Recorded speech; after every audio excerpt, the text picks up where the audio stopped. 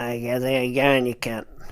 Yeah, not too bad, mate. How are you? You look fucking pretty shabby. You've been down the pub last night, have you? Yeah, mate, fucking oath. I've been down the pub and fucking been down the pub and I had a few beers and we fucking got wrecked, mate. Fucking 34 stallions up me guts. Hey, I fucking do. Mate, settle down. You're getting too old for this shit, brother. You gotta settle down. What about your kids? Where your kids at? Oh, mate, fuck the kids. Oh, fuck 'em. Who gives a shit? I've had enough of those little pricks. They can go and live with your auntie Jackie. I'm sick of them. Sick of their fucking faces. Sick of their fucking faces, mate. I just want a cold beer and relax and watch the footy. I don't give a shit. I don't give a shit about nothing.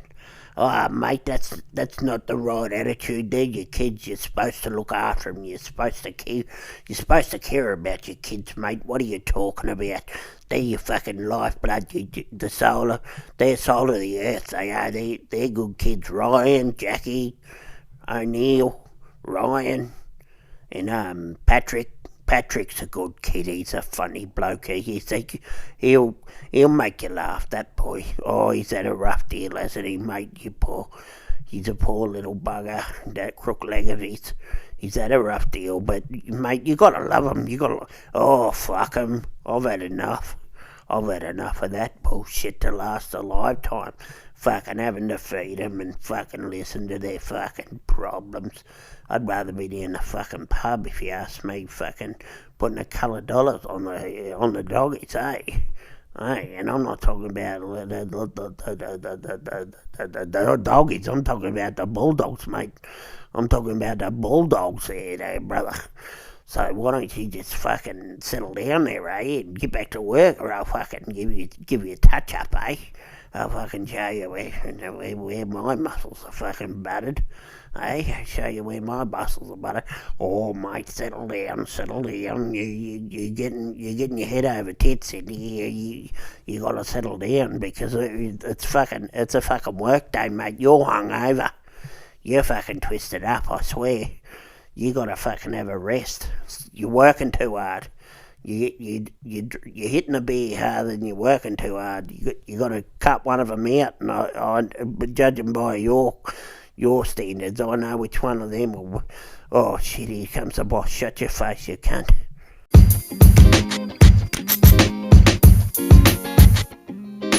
How may I help you? Can I get a large squeezy Boston of Virgin Caleri? That'll be $4. No, $8. We'll go around to the counter and buy some Wally Bucks $8, and then you can get what you like. You like my hair? Yeah, you do?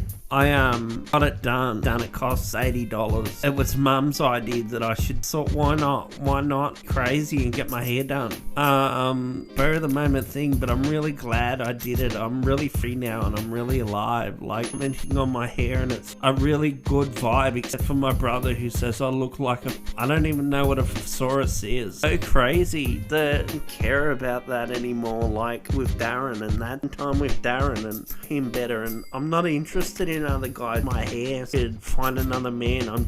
You just get Wally Bucks around the corner. Just go to the counter and you'll get your Wally Bucks. Love that jacket. You come back around to me. That jacket on my hair, and you come back. See you guys.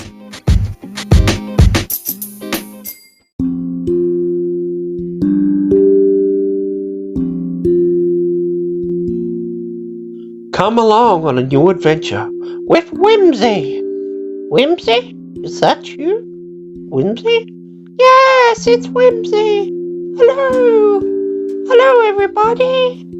Whimsy, it's just me. There's only just me. Oh, I'm Whimsy. Hello everybody. Hello all the people. Hello. Whimsy, you're just here with me. There's not people. It's just me. Hello everybody. Hello all the people. Whimsy, stop it. Stop it, Whimsy! That's silly talk! That's what you do when you're talking silly! Don't do it, Whimsy! Just be sensible, just be normal, just be nice. Just have fun with me, it's just me here, Whimsy. Oh, Karen. enough. I won't have fun anymore, Karen. We'll just sit around and drink our food because we're both on diets, aren't we? Karen? Oh, Whimsy! Hi, everyone! Hi, Whimsy! Hi, everyone! Hi! Oh, I knew you'd come around.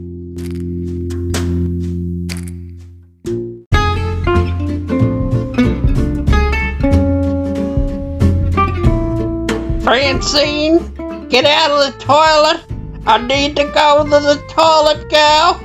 You can wait for me. I need to bug. I need to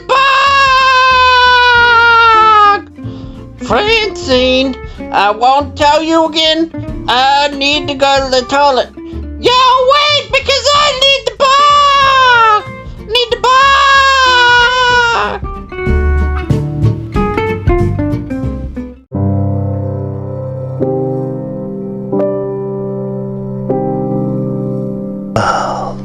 I've been around the world and I've seen things.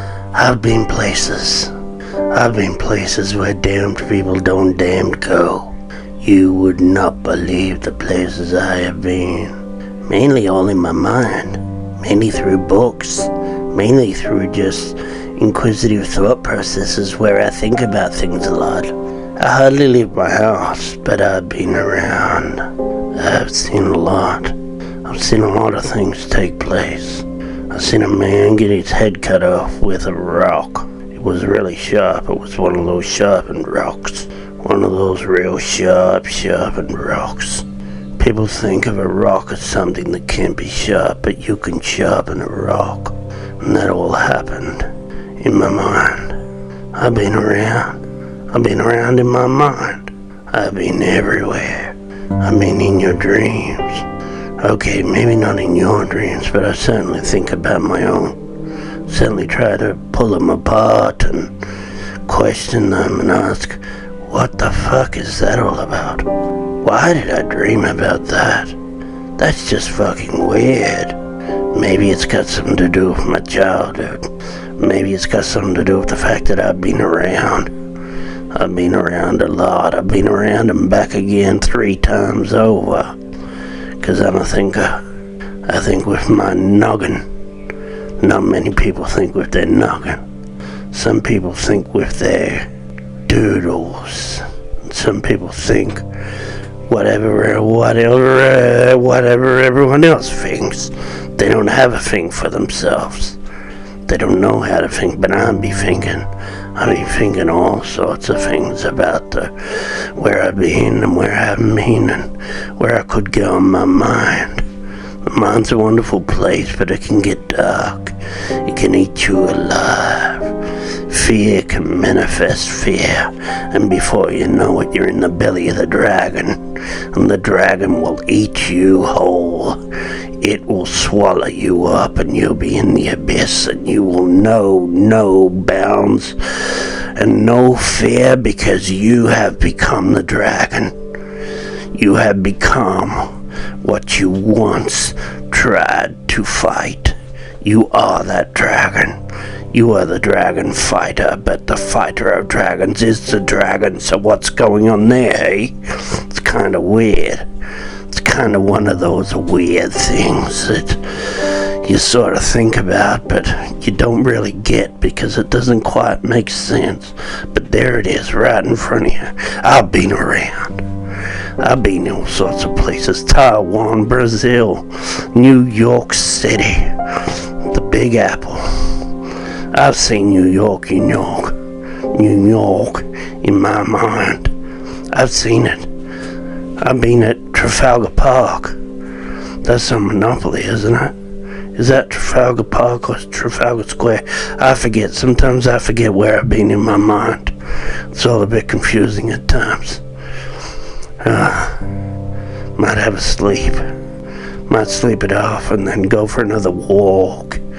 Walk in the realm of my mind. Where I see stuff. I see lots of stuff. Because I'm the dragon. I am the dragon. And you will obey. Okay, that's a bit full on. Okay, you don't have to obey me, but I'll tell you what, if we're in a shit show, you want to listen. 'Cause I've been there, and I know what needs to be done. You understand? You understand me, boys and girls?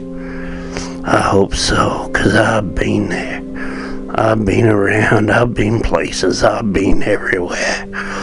I've been there and back. I've been to the outback, I've been to the city, I've been to shitty backwaters in the middle of nowhere, and all you can do is fish for a living. That's right. They catch fish because that's all that's available, because no crop producing land, there's nowhere you can grow crops, so you gotta catch fish to live, and then you export it overseas to bigger markets where it's worth a lot of money, and then you get rich, but you're stuck in this backwater catching goddamn fish. Anyway, I'll have that sleep now. I'll have that sleep. I deserve that sleep. I've been thinking.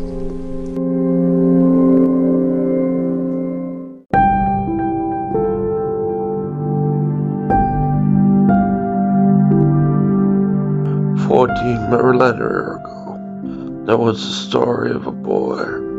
He had powers like no one else. It was unbelievable. The people couldn't believe it. They went, "You got special powers." But they said it in their own language. It was something like,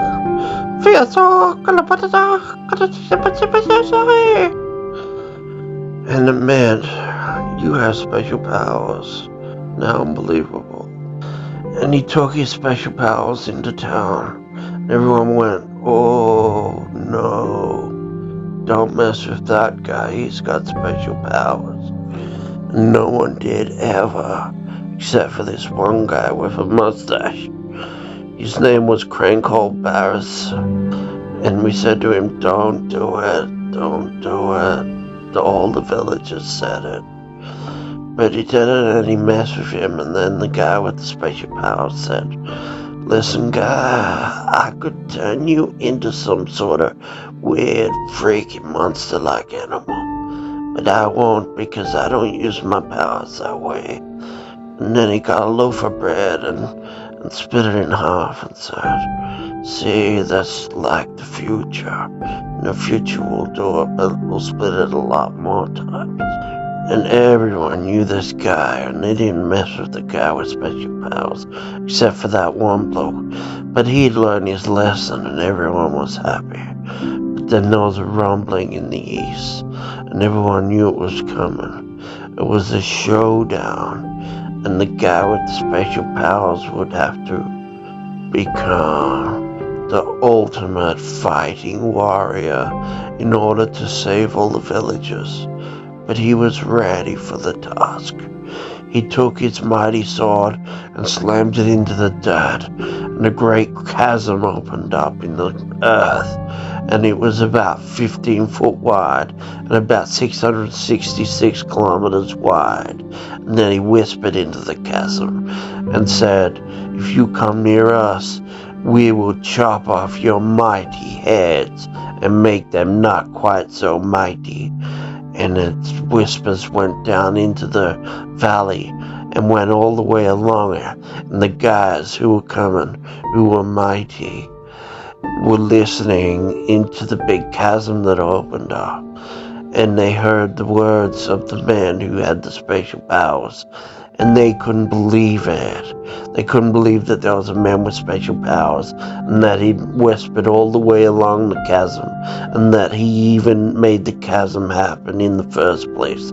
And they were shocked, but they knew they were mighty, and they knew they weren't going to be stopped by some sort of sorcerer child who didn't know that they were going to be the new rulers and didn't have enough respect to respect their place in the world. But he was ready to fight them with his powerful sword made by Coglibian. The guy who made the swords in the village was made out of Damascus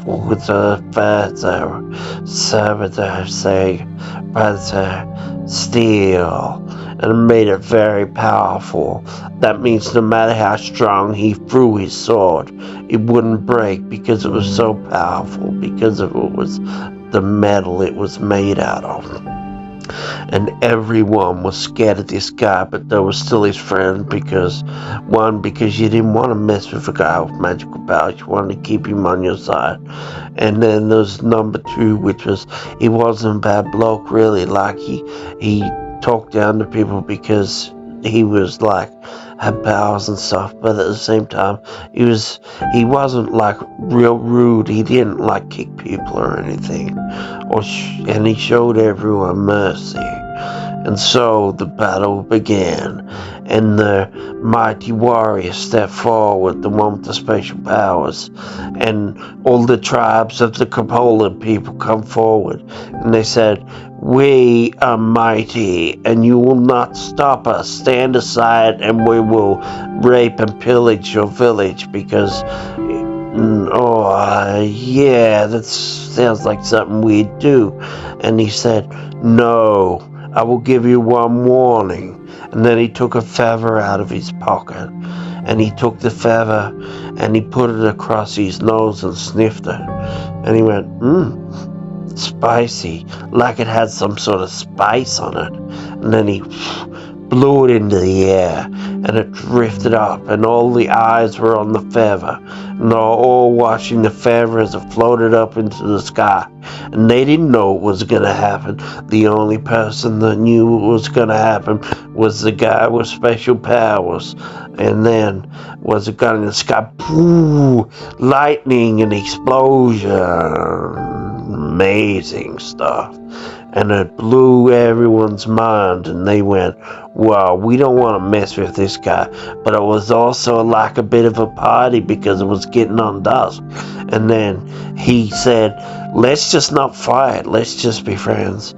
And then he didn't have to use his special powers on them because they decided they were all going to be friends.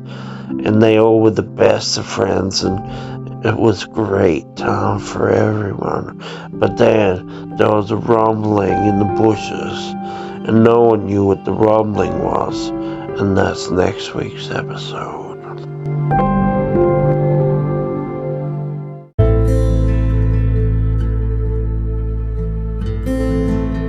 I think I want to have another child.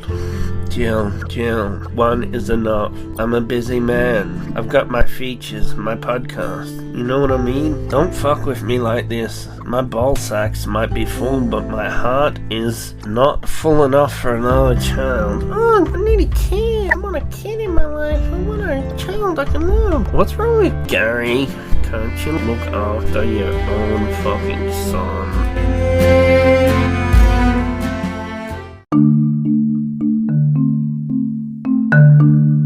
Pasquale Max Delamode. Who is he, and what did he stand for? What was his vision? What did he have for lunch? Come with me on a journey. We'll talk more about this interest. Age of 13, he stole a car. Then he turned his life around. Then he stole another car. And he turned his life around again. By the age of 21, he was slinging rocks at bridges, because he never really turned his life around, just what he told his mother. But at 22, he turned his life around, found peace with himself, grew stronger than ever. This is the story of that guy I mentioned at the start. Come along on a magical journey. He did so many things, but we're not going to talk about that. We're going to talk about that thing he did, 1834. That's right, this dude is really, really old. Now, back when he was 1844, he had a song called Clementine. It hit number 1 on the record stores in 13 counties around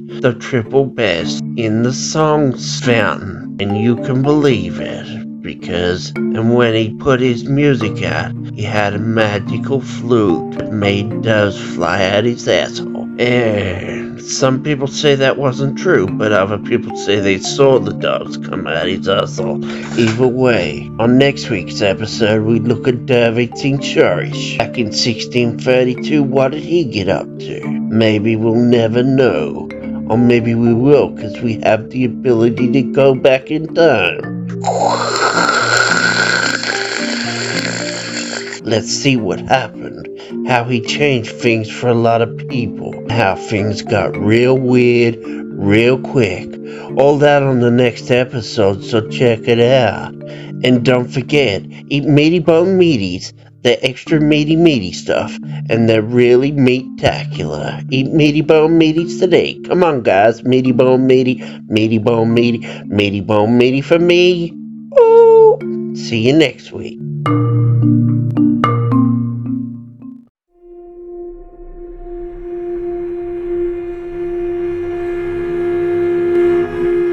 I want to know that if you're recording my voice, that you won't leak my details to the public. Okay, thank you. Pinky swear. Yeah, cool, thank you. So, I started killing at around the age of 14. At that stage, it was just animals.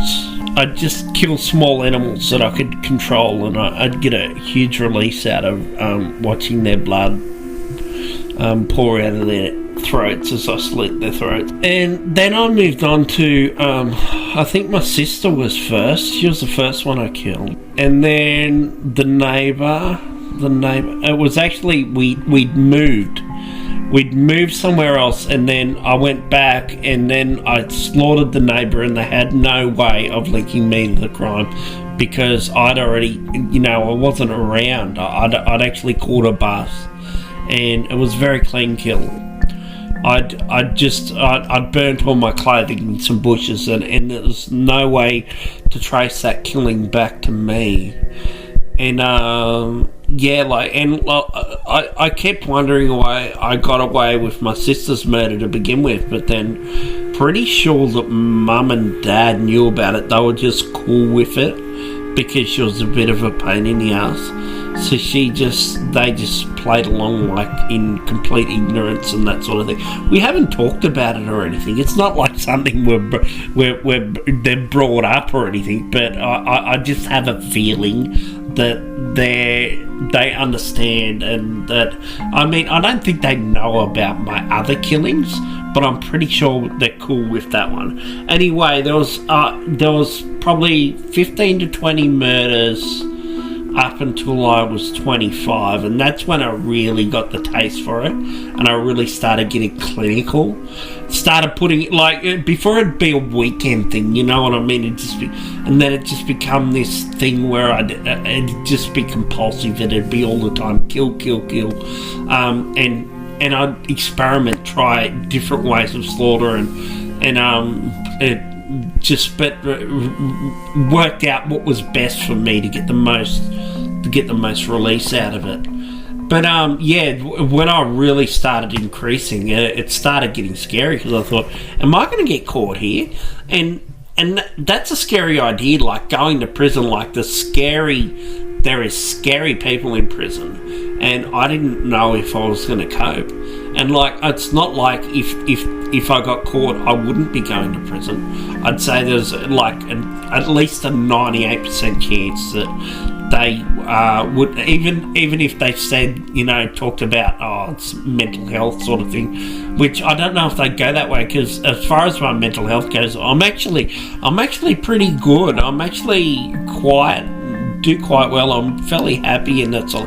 Except for the urge to kill. I'm a fairly normal bloke. There's not much really going on. I'm a murderer, but other than that, I'm a really top sort of bloke who's really nice to people. You just you don't want to get on the wrong side of me, but I'm pretty random when it comes to killing. I don't really pick my victim as in someone who, I do kill for revenge and stuff like that if someone really pisses me off.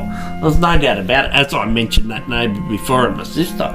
But a lot of the time it's just opportunities that come up, and I think, well, this is a great opportunity. And I do seek out these opportunities. And, I hope that sort of enlightens your listeners into what it's like to be someone like me. And there's plenty of us out there. I know at least 3 guys. And one of them knows a woman who's stabby. She's always like going through boyfriends like you wouldn't believe. So, but I mean, yeah, I am scared of prison, but so far so good, and fingers crossed. So I hope this has been enlightening. Thanks for your time.